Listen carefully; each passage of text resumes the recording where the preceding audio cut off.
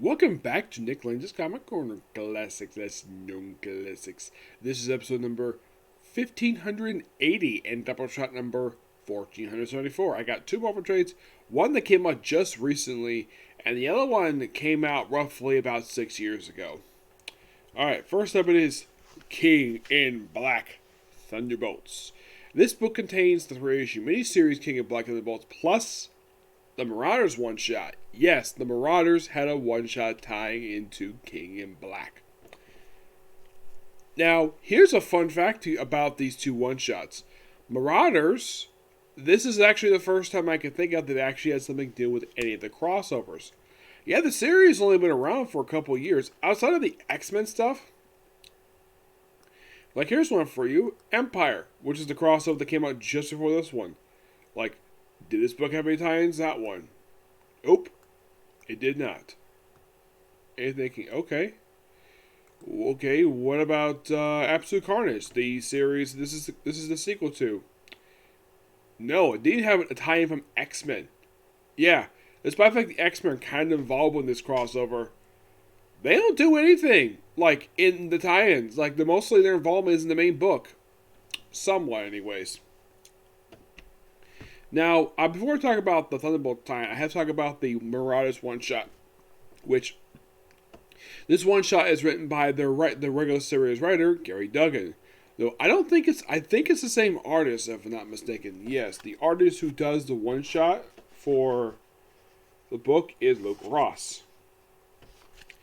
Mostly it's what the Marauders were up to during the whole entire thing, where they rescue some people and they told them, oh yeah, we'll take it to Krakatoa. And then, of course, Emma Frost chimed in. It's like, we can't exactly take it to Krakatoa because we can't allow non-mutants in the island. Magneto was like, okay, I'll get one of my islands. I guess Emma Frost was thinking, what are you talking about? Yeah, gave him one of the islands. One of his 4 bases, which, as place of refuge. I gotta admit, that's actually pretty smart on the part of Gary Duggan to do. Because, yes, Magneto actually owned a few islands. One of it was actually his base where he threatened nuclear annihilation against the whole world back in issue 150 of Uncanny X-Men back in the 70s. Yeah, really good on part of Gary Duggan. An absolute pretty good story. A good, a good humanitarian story. I was gonna hand it to it. Good job. In the case of King in Black Thunderbolts, this one's interesting. Now, we have Return of the Thunderbolts. Now, they last appeared in the pages of The Punisher, where that one reunited pretty much most of the original Thunderbolts.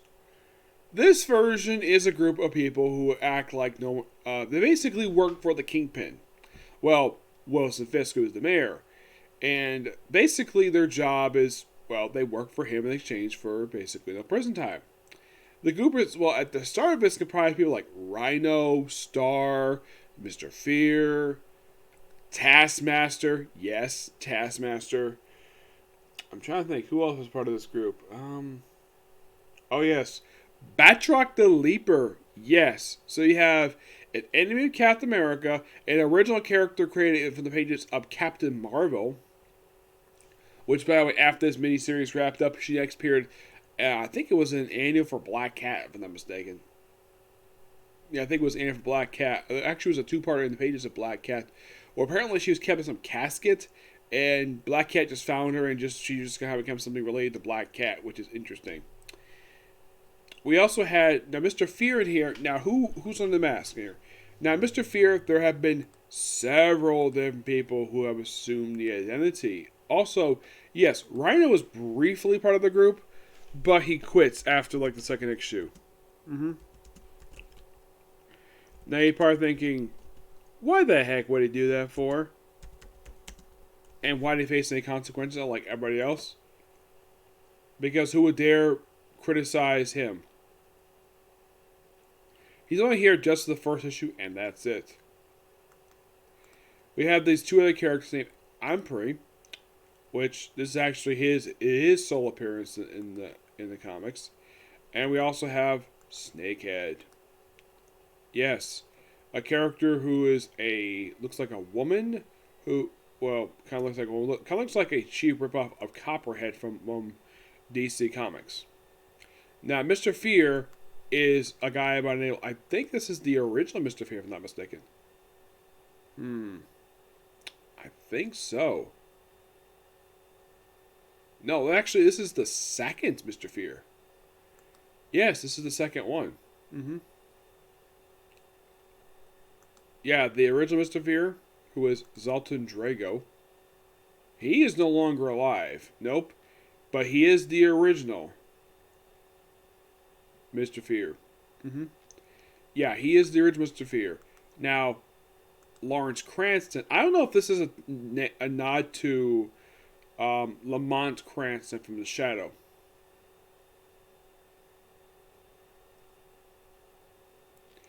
And this Mr. Fear is around for a long time. He hasn't appeared a lot per se, but his last physical appearance was back in Daredevil Volume 2, 105. As part of a lead up until... Well, at the time, that was his last appearance for over a decade. And it was Ed Brubaker, which actually was before... Excuse me, man. Before he was renamed, before he disappeared for like... He disappeared for 12 years until he popped up in this very miniseries. Yep. And the group is led by Taskmaster. Their job is to protect Star, to kill the symbiote-possessed people. Also, they decided to pay a visit to Ravencroft.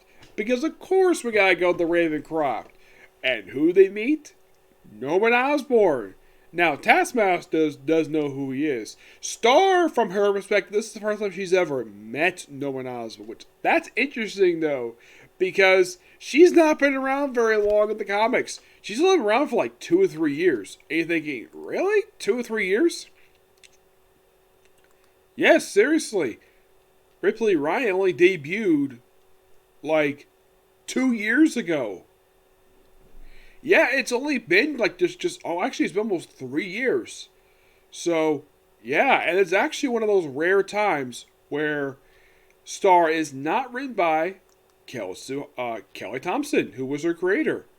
Yeah, after appearing in the pages of, like, this is actually, like, prior to this, I mean, yeah, this is basically her next appearance right after her appearance in her own miniseries. Of course, she did appear in King of Black #2. And after this miniseries wrapped up, she appeared in the annual for Amazing Spider-Man, part of the Infinite stuff. She appeared in 2 issues of... She also is appearing as a regular in the pages of Black Cat, appeared in Miles Morales, and in the for Avengers. But all relates to her reality still that she's got. Yeah. And I think it's interesting that we actually have a character who just showed up and she's part of this group. I mean, the Mr. Fear pops up in this book. He's been around since the 60s. Taskmaster's been around since the 80s. Rhino also, of course, has been around since the 60s as well. But he's only here just for the opening issue. So basically, battle line people.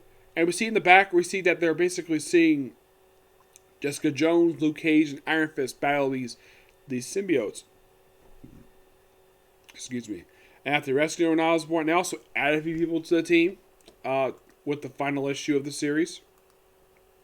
Yeah, they actually add, like, a few people. They actually have Mr. Hyde. Yes, they actually find in Ravencroft, they find Mamble, the Grizzly, Mr. Hyde, and, believe it or not, Fool Killer. Yes, frickin' Fool Killer. Apparently he was put in Ravencroft for some reason, despite the fact he's a trained psychiatrist.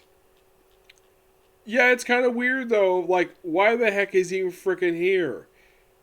Like, prior to this miniseries, he popped up in Ravencroft #4, Ruins of Ravencroft, Dracula, Moon Knight 198, and Despicable Deadpool 298, excuse me. Yeah, he appeared in like a few books prior to this book. And I think that Fragment, I think she was an original character for this book. Oh, wait. No. Oh my gosh. Fragment is a Dan Slott character. Yes. Yeah, she basically creates illusions. I'm like, okay, interesting. I don't have really big problem with that. Not really, no. And of course, according to Mr. Fear, it's like, oh yeah, And there was a joke in the issue where, now, this is basically your lineup at the end of the miniseries. Yeah, that's Fragment right there. This Lou. Yeah, that's her right there. Yeah, you're probably thinking, who the heck is that on the ground? That is the Sentry. That is a great nod to the main book. And you're probably thinking, how the heck Sentry ended up like that? Sentry's dead. Yeah, he's a freaking corpse. And you're thinking, how the heck is he a corpse?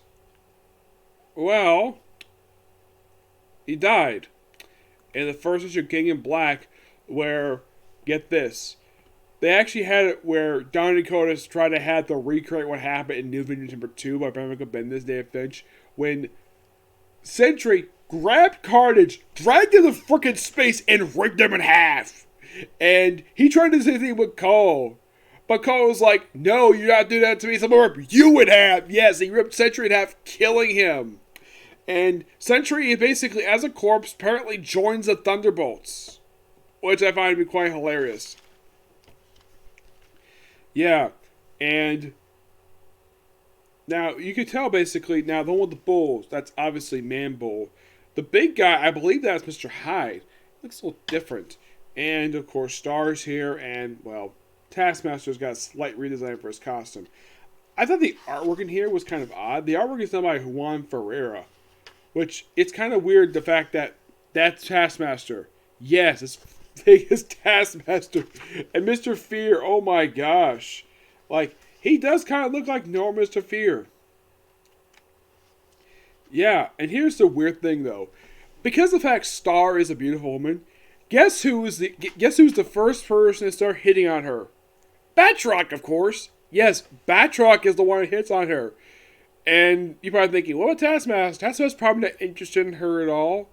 Okay, well, Mr. Fear. He does kind of hit on her, but the only other person, the most, like, one who does it the most is Batroc. Because he basically likes women. That's Batroc for you. Yeah, this is actually a pretty fun miniseries. And as far as I know, they actually don't appear again after this. Let's see. I know Star does. Not as part of Thunderbolts. She basically does her own thing related to the Infinite Annual stuff. Let's see. I don't think she does much of anything. I don't think they do much of anything after this miniseries wraps up. I mean, yeah, they just previously appeared in the pages of Punisher. They reunited for this miniseries, and they next appear in Thunderbolt, and they appear in King and Namor, King and Black Namor, but that's it. Yeah, that was the most recent experience of the Thunderbolts. But this book is good. I give this book a 9.5%. It's that damn good book. I loved what Matthew Rosenberg. Yeah, Matthew Rosenberg wrote this miniseries. Yep, he wrote it. And he did a good job. You would think this is a great lineup that you probably would see an ongoing series out of this. Here's the weird thing when it came to King in Black. Like, when it came to the, unlike, let's say, Absolute Carnage, we got at least one ongoing series out of us, a miniseries.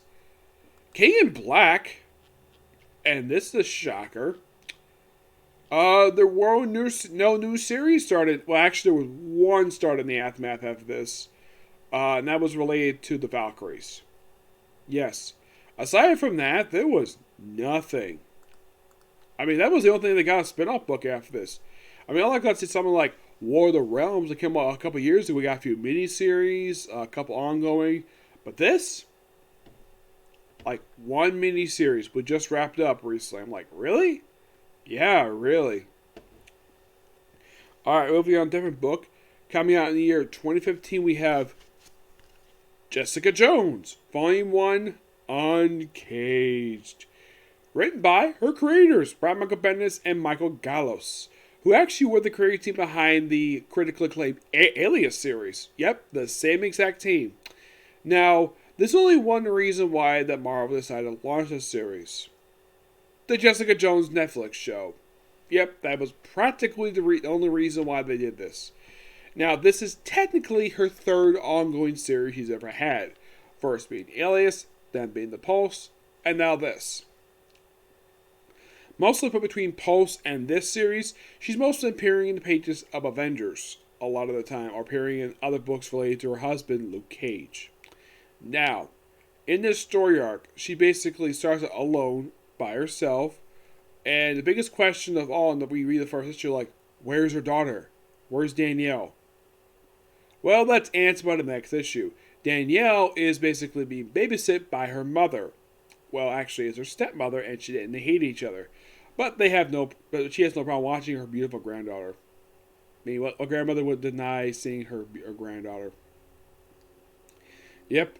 And we also have a flashback, I don't think was ever seen in any of the previous books, of when Jessica Jones was pregnant. And this actually was, I think, was prior to the birth of Danielle, where she at one point was punching her lung and calling her own baby an a-hole. And here's the thing. Luke Cage called her out on it and says, don't call her baby that. Well, she punched my lung. I'm not going to say much anything about it because that's something my sister-in-law did to one of my nephews, which I felt that was very wrong. I'm not going to discuss anything further about that because... moving on. So, of course, that was a flashback prior to Danielle's birth. We even have sort of a vision of Danielle Cage as Captain America, who last appeared in the pages of U.S. Avengers. Yeah, the futuristic version of her where she's Captain America and she basically has her father's super strength.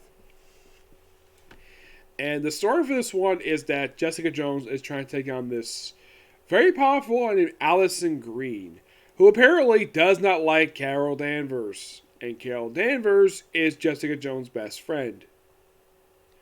Now you're probably thinking, wait a minute, isn't Carol Danvers also best friends with Jessica Drew? Yes, there is kind of an explanation for this. They even have Jessica Drew pop up in here, but there is an explanation for this because originally Alias was going to star Jessica Drew. And instead, they gave it to Jessica Jones. That she's the original character that Bendis a lot of the time basically wrote her. At the time this book came out back, I think it was like 2015 this book came out in, right? Like 20... Let me look it up on here, because I'm trying to think here.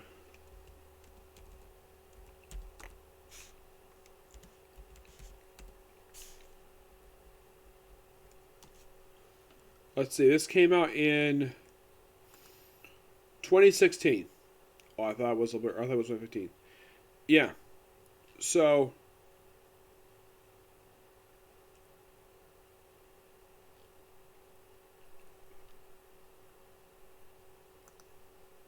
At the time when this book came out, this was the first ongoing series she had in like 12 years because her last book ended around 2004. Well, actually, it was The Pulse. Excuse me, yes, it was The Pulse. That was her last special comic. Alias was around from 2002 to 2001 to 2003. And then it got replaced by The Pulse. Yep. Yeah, that's pretty much where it placed it. And that was only around from 2004 to 2006. So, okay, so it actually had been 10 years since the last ongoing series. I have read a little bit of Alias, great comic, and this basically is very similar to Alias. Now, the whole thing with Allison Green, that's only here just the first story arc, and she really wanted to kill Carol Danvers, and then she just, she's basically, and she kind of think that Jessica Jones was working for her. She really wasn't. And then, of course, she confessed to a whole bunch of things. She was going to do a lot of things. So it's kind of entrapment. And they basically got rid of her that way because she was not, she was one of these crooked officials that basically they couldn't exactly nail anything on her until she said it herself. And then she shows up and arrests her because she's a bigot. And then, of course, Carol had to explain this to Sharon Carter. Yes, Sharon Carter. And you're thinking, why is she explaining this to Sharon Carter? Because at this point in time, Sharon was the acting director of S.H.I.E.L.D. Yes. So, and then right afterward, Jessica went out with her. And of course, they had this weird thing of this fake article, like this biased article implying that Luke Cage was related with Misty Knight. Which I should point this out though. Luke Cage and Misty Knight have never been a couple. That was made up particularly for a thing, and of course Jessica Jones like, I'm not selling that. This is complete utter nonsense. Luke Cage if he found out about this article, like if he found the guy, the person who probably did it, if it was a guy, he would beat the crap out of the person for daring to imply he would cheat on his beautiful wife Jessica Jones, who also happens to be the mother of his child. A woman, he probably wouldn't do anything except hand her over to Misty Knight to beat the crap out of her, because I don't think he would ever hit a woman, because that's Luke Cage for you. But this book is good. Give this book a 9.5 out of 10. Damn good book. Yep. I mean, Bendis does a really good job writing it, and at this point in time when this book came out, like, he had not written her in a few years. I think like the last official time he wrote her was back in, well, he wrote her in the Defenders book. But prior to that, like, I think the last official time he officially wrote her was back in 2013. And this was actually the first time in 3 years he actually wrote Jessica Jones. Because last time he officially wrote her was at the end of New Avengers. Because she's mostly popped up in other books. Like, most prominent appearance between New Avengers and this was appearing in Mighty Avengers as a supporting character. Yep. But this is basically Jessica Jones go back to her roots. And of course she also has to investigate some other, like a husband who was suspecting his wife was someone different reality.